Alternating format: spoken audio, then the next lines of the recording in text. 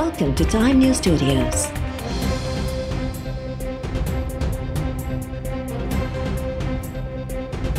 You are watching HBN Bulletin.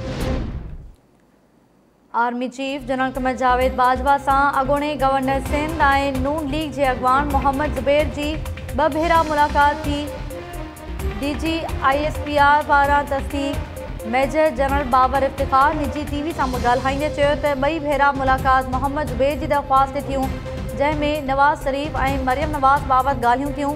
DG ISPR मूजिबि army chief चयो त क़ानूनी मसइला अदालतुनि ऐं सियासी मसइला पार्लियामेंट में हल थींदा।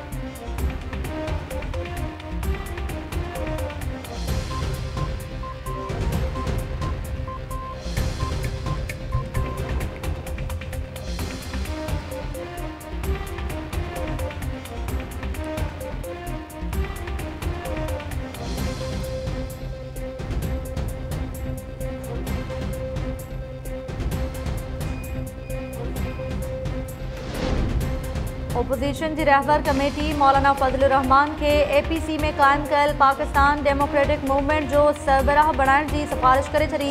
जरियन मूजिब रहबर कमेटी के इजलास दौरान इत्तेफाक थियो तो रुगो मौलाना फजलुर रहमान ही इत्तेहाद के असरायते अंदाज में हलाए सके तो।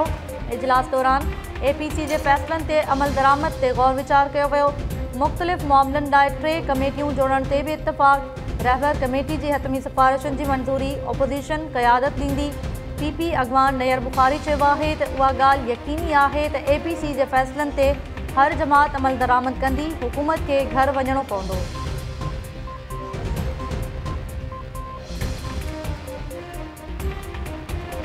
पाकिस्तान पीपल्स पार्टी को और बाकी पार्लिमानी सियासी जमातों को हम अप्रोच किए गए कि गिलगित बल्तिस्तान पे एक नेशनल सिक्योरिटी ब्रीफिंग के लिए हमें दावत दी। कुछ गैर जिम्मेदाराना लोग जिनका कोई ताल्लुक नहीं है ना नेशनल सिक्योरिटी से, ना गिलगित बल्तिस्तान से, ना आज़ाद कश्मीर से, ना फॉरेन पॉलिसी से, जिन्होंने इस मीटिंग में एक लफ्ज नहीं कहा, आजकल हर TV चैनल पे आके बात कर रहा है। ये जिसका भी स्पोक्स पर्सन है उनको फौरी उसको कहना चाहिए कि चुप हो जाए और कोई भी गैर जिम्मेदाराना बात ना किया जाए। और इस मीटिंग में भी वज़ीर आज़म के बगैर नेशनल सिक्योरिटी ब्रीफिंग्स हो, जो कि नहीं होना चाहिए। ये एक इस हुकूमत का फेलिंग है जो कि दुरुस्त होना पड़ेगा। वज़ीर आज़म का जिम्मेदारी है, वो उस कुर्सी पे बैठा है जिसका जिम्मेदारी है ऑपोजिशन से इंगेज। पाकिस्तान पीपल्स पार्टी की पोजीशन ये था और आज भी आपके सामने ये है कि एक जो मैंने कहा कि इम्पोर्टेंट नेशनल सिक्योरिटी मीटिंग्स के लिए वज़ीर आज़म साहब को मौजूद होना चाहिए और वज़ीर आज़म साहब को अपना काम करना चाहिए। अगर नहीं कर सकता है तो इस्तीफ़ा दो, किसी और को वज़ीर आज़म बनने का मौका दो जो अपना रिस्पॉन्सिबिलिटीज़ संजीदगी के साथ लेता है और हर चीज़ पे अपनी ज़ाती सियासत का नहीं सोचता। अस्करी क़यादत सां इन कैमरा गॾिजाणी जूं ॻाल्हियूं मीडिया ते कंदड़ खे चुप करायो वञे। अहिड़नि ॻाल्हियुनि सां क़ौमी सलामती ऐं परॾेही मामला तकरारी बणिजी वेंदा आहिनि। PP चेयरमैन बिलावल भुट्टो शेख रशीद जो नालो वठण खां सवाइ चयो त हू जंहिंजो बि तर्जुमान आहे उहे खेसि ख़ामोश कराइनि। बिलावल चयो त क़ौमी सलामती ते ब्रीफिंग वक़्तु वज़ीर आज़म मौजूदु न हो। इमरान ख़ान ज़िम्मेवारी नथो निभाए सघे त इस्तीफ़ा ॾे। इमरान ख़ान हेल ताईं सभिनी वॾनि इशूज़ ते नाकाम थियो आहे। हू एतिरो अहल ई नाहे जो ओपोजिशन के गॾु खणी हले। बिलावल चयो त गिलगित बल्तिस्तान ऐं क़ौमी सलामती बाबति ब्रीफिंग दौरान आर्मी चीफ कंहिं बि तरमीम ते ॻाल्हि न कई हुई। ख़ासि करे शफ़ाफ़ चूंडुनि ते ॻाल्हियूं थियूं। उमीद त माज़ी जा एतिराज़ ख़तमु कया वेंदा। PP चेयरमैन गिलगित बल्तिस्तान में चूंडुनि लाइ पार्टी उम्मीदवारनि जो ऐलान करे छॾियो।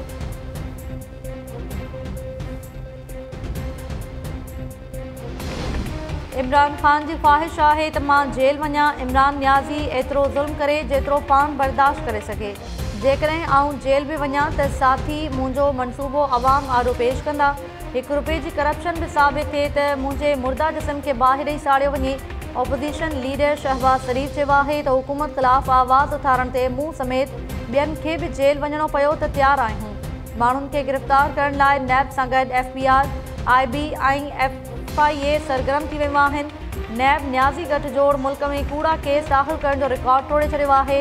खंड स्कैंडल में इमरान ख़ान ऐं उस्मान बोज़दार मुलविस आहिनि। मुल्क में कणिक गाइब ऐं अटो नायाब थी वियो। अलीमाबाद जी एमनेस्टी स्कीम मां फ़ाइदो वरितो, अॼु ताईं फॉरेन फंडिंग केस जो फ़ैसिलो नाहे ॿुधायो वियो। BRT मंसूबे में किरोड़नि जी न पर अरबें रुपयनि जी करप्शन थी आहे। BRT जी ॻाल्हि थिए त चयो वेंदो आहे त अदालत मां स्टे वरितो आहे।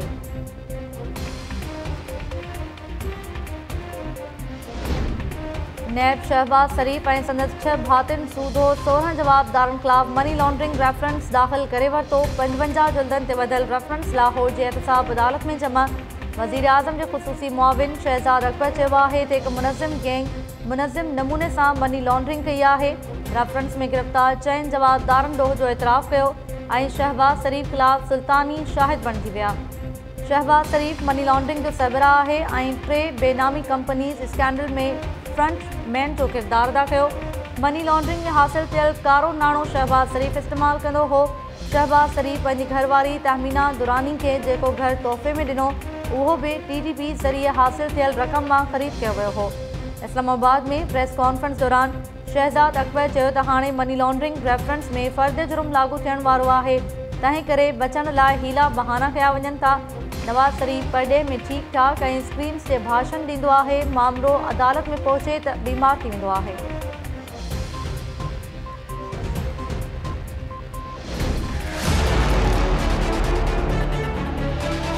डिनर का तो मुझे पता नहीं, शायद डिनर तो नहीं हुआ, मुझे भी सुनने में आया है। और गिलगित बल्तिस्तान का जो इशू है वो पॉलिटिकल इशू है, वो अवामी रिप्रेजेंटेटिव्स का इशू है, उनके सॉल्व करने का इशू है, उनकी मशावरत का इशू है। ये जो फैसले हैं ये पार्लियामेंट में होने चाहिए, ये GHQ में नहीं होने चाहिए। ना इन इशूज़ पे पॉलिटिकल क़यादत को बुलाना चाहिए, ना पॉलिटिकल क़यादत को जाना चाहिए। ये इशूज़ डिस्कस करने के लिए जिसने आना है वो पार्लियामेंट आए।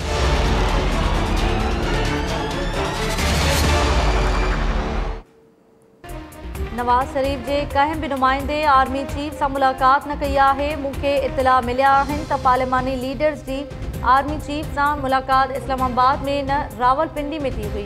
नवाज़ लीग जी मरकज़ी नायब सदर मरियम नवाज़ चयो आहे त गिलगित बल्तिस्तान जो मसइलो सियासी आहे, उन ते फ़ैसिलो या बहस GHQ बदिरां पार्लियामेंट में थियणु घुरिजे। अहिड़नि सियासी मामलनि ते सियासी क़यादत खे पिंडी न घुराइणु घुरिजे ऐं नई वरी सियासतदाननि खे ओॾांहुं वञणु घुरिजे। इस्लामाबाद हाई कोर्ट में पेशी दौरान ॻाल्हाईंदे मरियम नवाज़ चयो त का बि शीन लीग न पई ठहे, नवाज़ लीग हिकु हुई ऐं रहंदी। नवाज़ लीग जे टुटण वारियूं ॻाल्हियूं ॿिली खे ख़्वाब में छिछड़नि बराबरि आहे। APC खां पोइ हुकूमत में बड़धक मची वियो आहे। समूरियूं जमातूं APC में थियल फ़ैसिलनि ते अमल जूं पाबंद आहिनि।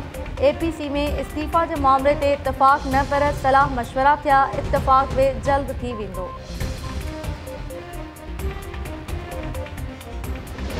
16 तारीख की आर्मी चीफ और जनरल फैज़ हमीद DGISI की पार्लिमानी लीडरों की मुलाकात को जब अंग्रेज़ी अखबारों ने मुख्तलिफ रंगों में पेश किया तो कल मैंने उसकी असल सूरत हाल पेश की कि ये 15-20 जितने लीडर थे सब ने मुलाकात की। मरियम साहबा ने वहाँ प्रेस कॉन्फ्रेंस करके कहा है कि ये मुलाकात नहीं हुई या इसकी नवाज़ शरीफ को खबर नहीं थी, तो मैं वाज़े करना चाहता हूँ एक नहीं 2 मुलाकातें हुई हैं, लेकिन इसमें सारी सियासत पर 3.5 घंटे बातचीत हुई और जो कुछ अर्सा पहले मुलाकात हुई उसमें 5.5 घंटे मुलाकात हुई। वो डिनर था, ये सलाद और चाय थी। अगर नवाज शरीफ को इसका नहीं खबर तो मैं इसका जिम्मेदार नहीं हूँ।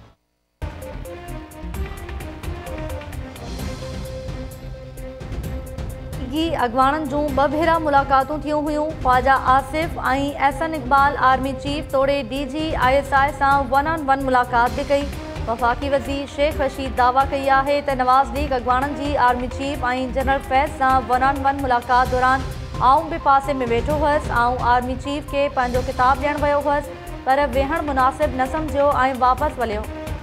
आर्मी चीफ सां पार्लिमानी लीडर्स जी मुलाक़ात दौरान आऊं बि मौजूदु हुअसि। शहबाज शरीफ ऐं मूं गॾिजी मानी बि खाधी हुई। मीडिया सां ॻाल्हाईंदे शेख रशीद चयो त सेनेट चूंडुनि खां अॻु सियासत शुरू थी वई आहे। जनवरी ऐं फेबरवरी ताईं सियासी वायुमंडल तब्दील थी वेंदो। नवाज़ लीग अगवान एहसन इक़बाल आर्मी चीफ सां 1-on-1 मुलाक़ात वारी शेख रशीद जी दावा खे रद्द करे छॾियो। एहसन इकबाल आर्मी चीफ सां नवाज़ लीग के नुमाइंदे तरफां मुलाक़ात वारनि ख़बरुनि खे रद्द कंदे चयो आहे त आर्मी चीफ सां रुगो हिकिड़ी मुलाक़ात थी आहे जंहिंमें गिलगित बल्तिस्तान जे चूंडुनि ते ॻाल्हियूं थियूं ऐं उन में ॿियनि जमातनि जा पार्लिमानी लीडर बि मौजूदु हुआ।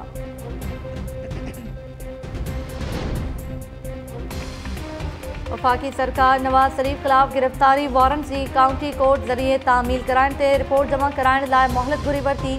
इस्लामाबाद हाई कोर्ट में अल अज़ीज़िया ऐं एवनफील्ड रेफरेंसिस में सज़ा ख़िलाफ़ अपीलनि ते ॿुधणी दौरान एडिशनल अटॉर्नी जनरल अदालत खे आगाही ॾींदे चयो आहे त नवाज़ शरीफ़ जे लंडन वारे घर ॾांहुं पोस्ट ज़रिए उमाणियल वारंट्स जी तामील थी चुकी आहे। नवाज़ शरीफ़ जे पुट जे सेक्रेटरी बि लंडन में पाकिस्तानी हाई कमीशन सां राब्तो कयो हो। अदालत ॿुधणी 30 सेप्टेम्बर ताईं मुलतवी कंदे चयो आहे त असां नवाज़ शरीफ़ जी हाज़िरी यकीनी बणाइण वारो प्रोसेस शुरू करे छॾियो आहे। इहो मरहलो मुकमल थियण बाद मरियम नवाज़ ऐं रिटायर्ड कैप्टन सफ़दर जी दरख़्वास्तुनि ते ॿुधणी कई वेंदी। इस्लामाबाद हाई कोर्ट में ॿुधणी दौरान मरियम नवाज़ ऐं संदसि मुड़ुसु कैप्टन रिटायर्ड सफ़दर पेश थिया। संदन पेशी जे मौक़े ते अदालत ॿाहिरियां सिक्योरिटी जा ग़ैर मामूली इंतज़ाम, अदालत ॿाहिरियां लीगी कारकुननि ऐं पुलिस अहलकारनि में मुंहमारी। अदालत वञण दौरान रश में मरियम नवाज़ खे कुल्हे ते हिकु गार्ड जी ठूठ लॻी वई।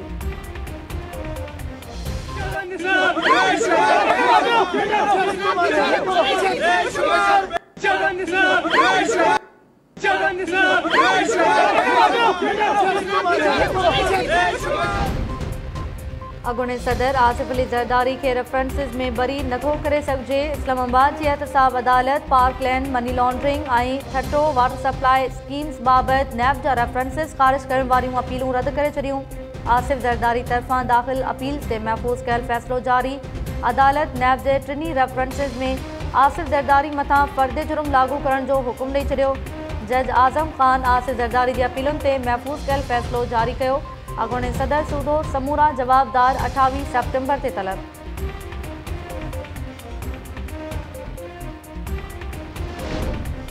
रोशन सिंध प्रोग्राम में मुबैना करप्शन वारे केस जी जांच में अहम अॻभराई। नैब रावलपिंडी कराची मां अहम जवाबदार अयाज़ सिद्दीकी खे गिरफ़्तार करे वरितो। नैब ज़रियनि जो चवणु आहे त अयाज़ सिद्दीकी मथां जाली अकाउंट में किरोड़ें रुपया जमा कराइण जो इल्ज़ाम आहे। जवाबदार ठीकनि जूं जाली रसीदूं ठाहे पैसा उगाड़ी कंदो हो।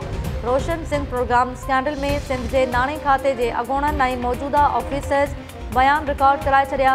नैब रावलपिंडी तरफ़ां प्रोग्राम में मुबैना करप्शन जी जांच दौरान जवाबदारनि खां 30 करोड़ रुपया उगाड़ण जी दावा। रेफरेंस में PPMPA शर्जील महमूद बि जवाबदार तौरु नामज़द।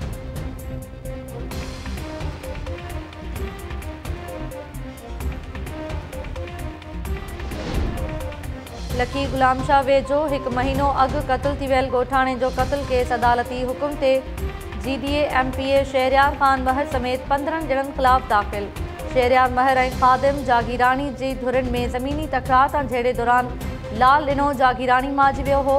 पुलिस पारां केस दाख़िल न करण बाद मुतासिर धुर शिकारपुर जी सेक्शन कोर्ट में दरख़्वास्त दाख़िल कराई हुई।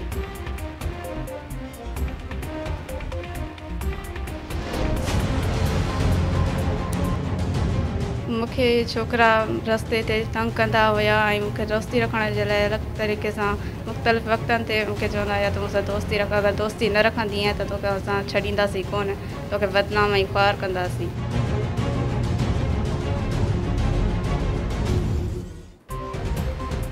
बानसेराबाद में मैट्रिक जी शागिर्दियाणी खे अगवा बाद मुबैना तौर ज़्यादती जो निशानो बणाइण जी कोशिश। शागिर्दियाणी स्कूल वञी रही हुई त 3 जवाबदारनि खेसि अगवा करे वरितो। हिकु इमारत में ज़्यादती जी कोशिश दौरान नींगरी जी मुज़ाहिमत ऐं रड़ियुनि ते पाड़े वारा पहुची विया। नींगरी जे वारिसनि जो चवणु आहे त 3 जवाबदार शागिर्दियाणी खे तंग कंदा हुआ। शागिर्दियाणी हाणे ख़ौफ़ में स्कूल वञण खां बि लमाए रही आहे। 2 जवाबदार एजाज़ मलाह ऐं शबीर मलाह गिरफ़्तार। जवाबदार अली रज़ा जी गिरफ़्तारी लाइ छापा जारी।